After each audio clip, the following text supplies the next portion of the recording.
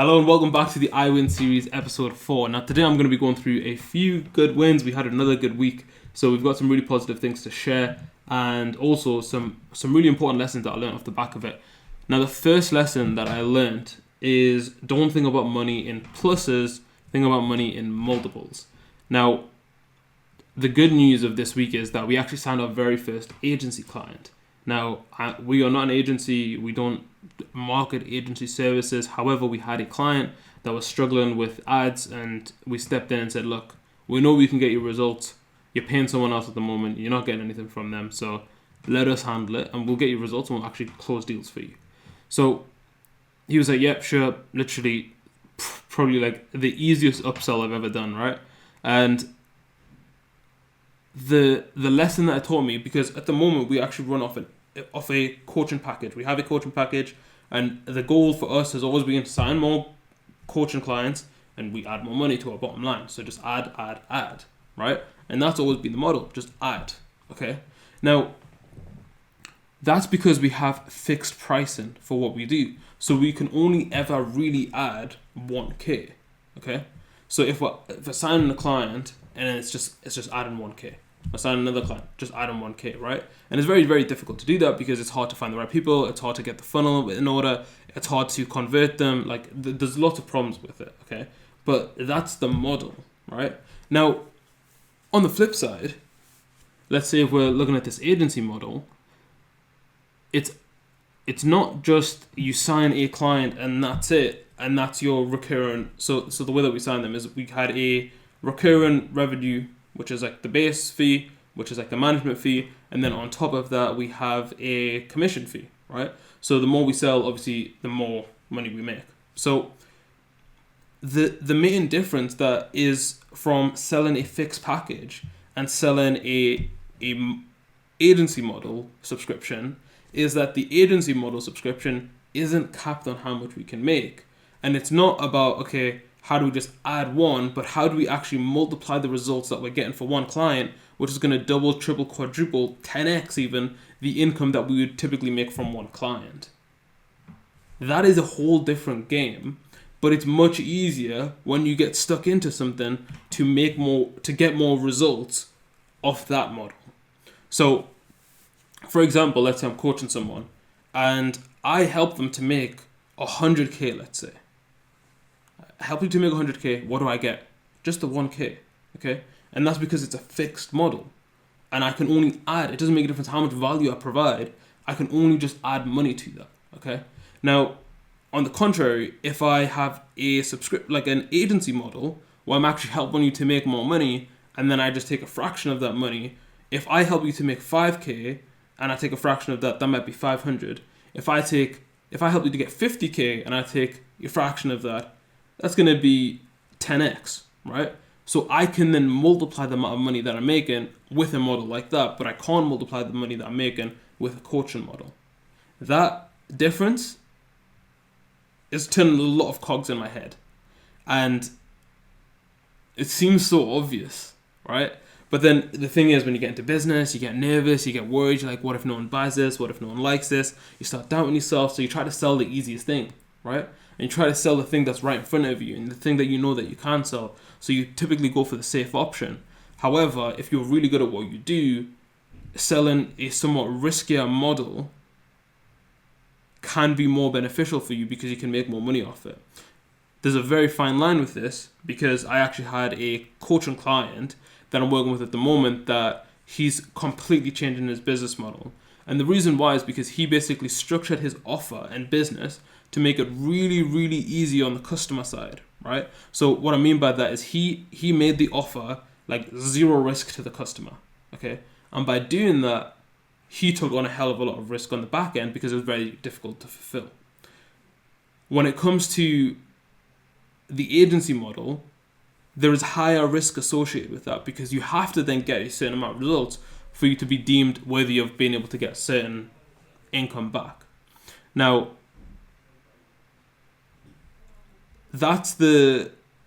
we basically just went from fixed model to the agency model, and that's one step that we've took this week, right? Now we're going to take a little bit of time to figure this out, really see what the legs are, see what the problems are that crop up, see how well we can handle them. But I really believe that this new model is going to make it so much easier for us to grow. So it's very interesting. It's a very exciting time, because the second lesson that come off the back of this is that not only should we be thinking about multiples, right, and how we can actually multiply the revenue that we make based on the results that we get for people instead of using a fixed model. The second lesson that came off the back of this was, instead of thinking about things in, if I want to learn, if I want to grow, I've got to spend this money, I've got to buy these courses. The thing that we're doing now, which is really interesting, is that we're spending other people's money to learn. And that is really weird to me. We're spending other people's money to learn. So the thing is, right, we know we can get this guy a good funnel, we can set it up, we can make progress, we can get leads, we can close people, right?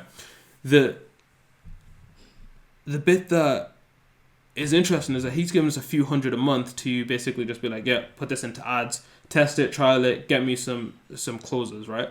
We're like, great. Every time we spend more money on ads, we learn something about ads, because we don't just run ads for the sake of running ads, but we test lots of different things. And if we can test lots of different things and different stages of the funnel, different landing pages, we learn off the back of that too.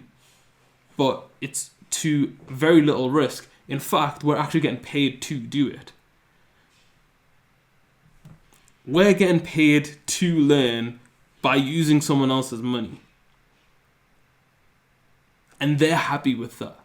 And that was an easy sell. That, again, it's messing with my head a little bit, right? Because what could be the downside to something like this? Really, like, what could be the downside? Okay, worst case scenario, we don't get results, right? Which, realistically, very, very small chance of that ever happening, okay? But even if that does happen, we still learn about what works and what doesn't work. We still manage to test things out. And we still get paid for our time to test things out. Like, that is a really, really good model for us, because we can then take everything that we learn, teach it to our coaching clients, and also use it for ourselves to acquire more clients. Like, I see this as a huge, huge win. And it's something that I think I've underrated and undervalued until now I'm saying it on this episode. So, yeah, I don't know. It's just very, very interesting that that's the way that we can use this model. Yeah, well, that's lesson 2 for you guys. A bit of it's still playing on my mind a little bit of like, this is a huge opportunity, and we've got to really do our absolute best to get as many good results as possible. But yeah, it's just really, really positive. And like I said, spending other people's money to learn, man, that's like, it sounds fake, man. It sounds too good to be true, but that's what's happening at the moment. So really, really good stuff. Now, the last lesson is completely unrelated to the stuff that we're doing for that client and the agency side of things. And the last lesson is actually how I'm spending my time. Now, some of you guys might know that the main thing that I'm actually known for in my network is my ability to help people spend their time more effectively. Over the past week, I've completely changed the way that I'm spending my time, which it should send some alarm bells to the people that I've worked with of like, okay, what the hell is Drew doing differently that he hasn't yet taught me, because I didn't even know it back then when I've been telling people, right? And it's really simple, and it's just, you might have heard of the manager-maker kind of mentality, right? And at the moment in the business, you've got myself and Adnan, and I know my best work comes from when I'm sitting down and I'm making something, whether it's content, whether it's resources, presentations, whether it's like developing business strategy, whether it's delivery for clients. I know if I have time to sit and do that without any distractions, without any meetings, without anyone trying to hound me, without me having to worry about replying to messages, that's when I do my best work, right? Now, I know that to move the business forward, I need to be doing my best work. So what we've actually done is that, and I'll give you an overview of like exactly what my calendar looks like. So let me just very quickly get that up. So this, you know, I don't want to hold anything back on these episodes. I want to make sure that you guys get as much value as possible, and I'm being as transparent, yeah? Because if I'm not, then it's not really providing you guys with much value. So for some reason, my iPad. Oh, there we go. Right. So let's start off with the beginning of my day. So every day now, at the start of the day, from 7 till 8:30, I have what I call block 1. Now these blocks are just 90 minutes to 2 hour segments where no meetings, no distractions, nothing. I can just focus on one thing. Yeah. And I start the day 7 till 8:30 with that. That's every day. Yeah. And then at 8:30, that's when Adnan starts. So Adnan starts at 8:30. We do a daily stand-up and then we prep for the day. Whether that's messaging people, like just to let them know that we've got a meeting with them, whether it's like any kind of conversations, any updates, any news that we need to just share with each other. That's what we'll do over the next 30 minutes from 8:30 till 9. Right? Now, pretty much every day from Tuesday to Friday, the way that I've got it structured is the morning is split into, so I do block 1 early morning, and then from 9 till 11 I have block 2, right? And block 2, it's another 2 hour block for me to really get stuck in. Then from 11 till 1, right, I might have a meeting, I might have some lunch, I might have some admin to do, whatever, just little tasks here and there, but not very intense at all, and a good time for me to rest, recuperate, take a bit of a break, right? You might be thinking 2 hours to take a break, gee, like I thought you meant to be working hard. You know what it is? I don't care, right? Like, those 2 hours, most of the time, on Wednesdays I've got a meeting 11 till 12, Thursday I've got a meeting from 11 till 12:30, and then Friday I've also got a meeting from 11 till 12. So majority of the time I've got a meeting in that 11 to 12 slot. But even if I don't, right, if I'm doing deep work in the morning twice, right, that is actually so powerful for the business that I should give myself a bit of a break to actually rest and allow myself to then refocus for the afternoon. Because then in the afternoons, from basically Thursday to Friday, I then just have meetings, right? Or coaching calls more particularly. And if I don't have coaching calls, I try to arrange my calls so that I can also slot in what I would call block 3 on the afternoons. Now, Tuesday to Friday, that's typically how my days go. Monday is the day where everyone just rips me to like I'm just meeting on meeting on meeting on meeting, and all of them are pretty much strategy meetings, right? So to start off with, we have our Monday mapping call for the community, and in that call we basically just set everyone off on the good foot. We deliver a presentation, we make sure that everyone's happy with the progress that they need to make over the course of the week, and then after that we've got a weekly strategy meeting, which is like, what does success look like for this week and what are we actually aiming towards. Then we've got client success strategy.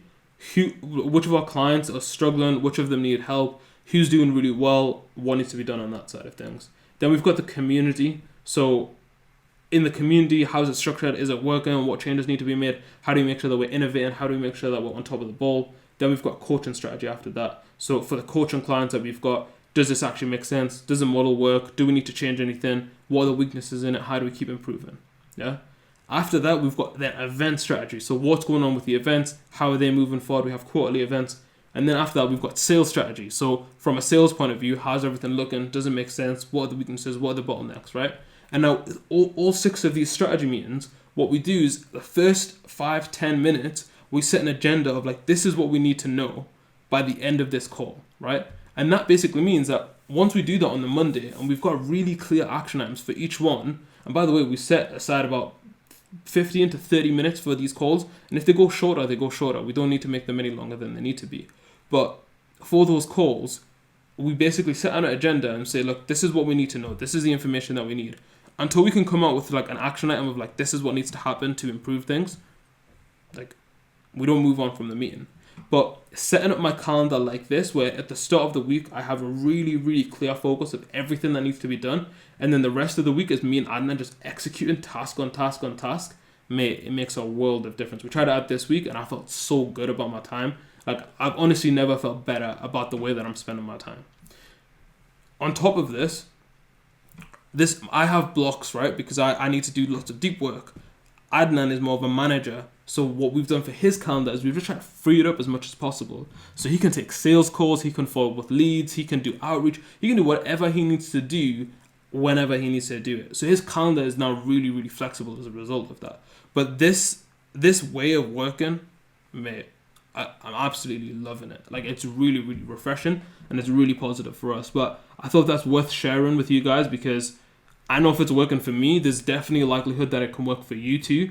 And the last thing that I'd say on that actually is, I was actually talking to a friend of mine who is also in business. He said a lot of the tasks that he's doing are all like monotonous, slow tasks that he should be outsourcing. If it's like slow, monotonous admin tasks that you shouldn't really be doing, and you know that your time is better focused on higher leverage things, then you need to get rid of those things and focus on higher leverage. Now, I wouldn't want to say to Adnan that I've just got rid of these tasks, put them on him, and I'm focused on higher leverage. But to some degree, that is the truth, right? I'm focused on mega tasks while Adnan focused on manager tasks. And that allows me to do the best that I can possibly do and move the business forward. Yeah. And my friend, who I know is going to be watching this, he also should be maximizing his mega time, right? Whether that's getting on sales calls, whether that's, developing your sales script, whether it's developing the service, that's what he needs to be doing, not the boring, slow, monotonous admin tasks that would cost £10 an hour to outsource. Yeah. But something really worth looking at. I'm a big believer that your calendar is going to dictate the amount of success that you have in life. Like, the way that you spend your time is everything, right? Beyonce said it first, right? We all have the same 24 hours. So, you know what I mean? We got to figure out how we use our 24 hours as well as possible. But yeah, I mean, that's it from me. That's it from episode 3. This has been a little bit more informative towards the end. However, I'm sure you guys can get some good value from that too. If you have any questions, drop them in the comments below. And I hope you guys enjoyed this week's lessons. And I'm very, very excited to get stuck into next week.